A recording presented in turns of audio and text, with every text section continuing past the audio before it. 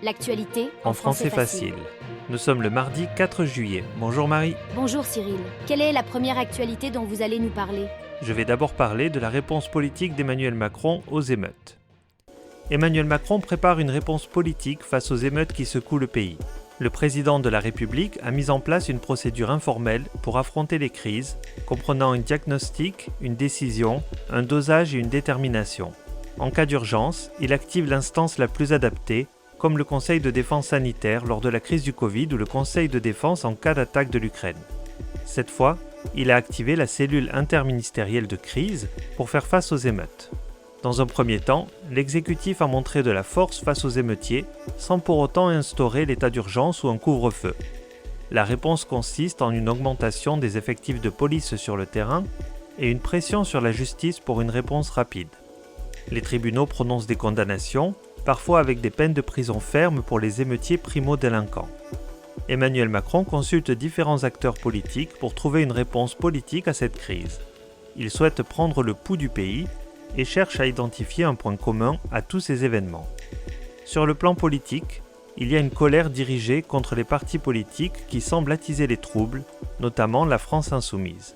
Les relais du président dénoncent l'attitude ambiguë de Jean-Luc Mélenchon et critiquent le silence de Marine Le Pen, ancienne rivale d'Emmanuel Macron lors des élections présidentielles. La situation des émeutes évolue rapidement, passant de la réaction à la mort d'un jeune à des pillages et des saccages. Les réactions politiques condamnent fermement ce qui alimente les troubles. Emmanuel Macron se rend compte de l'impact des images et de la nécessité de trouver une réponse politique adaptée. Passons maintenant à la deuxième actualité. La pollution des rivières et des plages en Angleterre. En Angleterre, de nombreux opérateurs privés sont accusés de déverser les surplus d'égouts dans la mer, même lorsque cela n'est pas autorisé.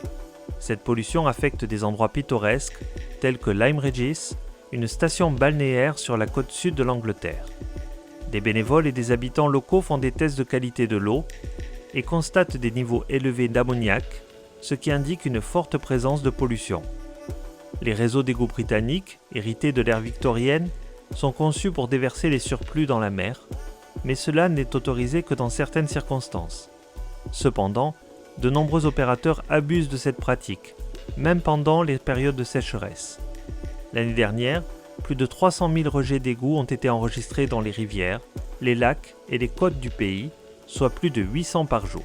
Cette pollution a des conséquences sur la santé publique, avec des cas de gastro-entérite et d'infections signalés après des baignades.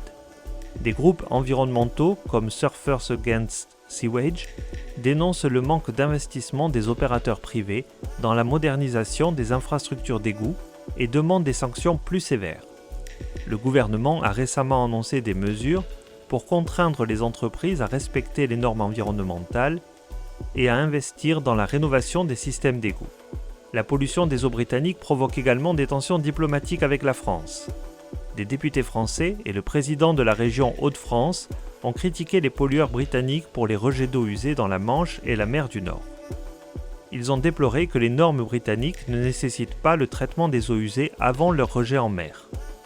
Cette situation semble s'aggraver depuis le Brexit, le Royaume-Uni n'étant plus soumis aux réglementations environnementales de l'Union européenne.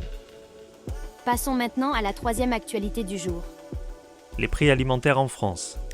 Depuis avril 2022, les prix alimentaires en France ont subi une inflation sans précédent depuis 40 ans, atteignant près de 15% sur un an et environ 21% sur 2 ans.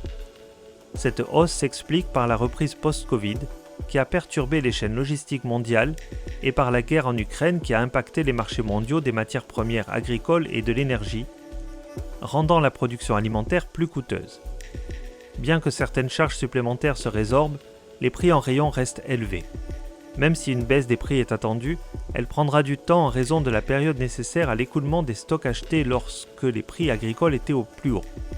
De plus, les baisses seront limitées car les cours mondiaux ne sont pas encore revenus au niveau d'avant la crise. Par ailleurs, la hausse des salaires, la hausse des taux d'intérêt et les investissements nécessaires pour la décarbonation et l'adaptation environnementale des entreprises alimentaires contribueront durablement au coût de production.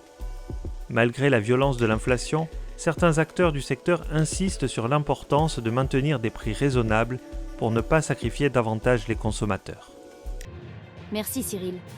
Vous revenez demain? Bien sûr. À demain, Marie. À demain.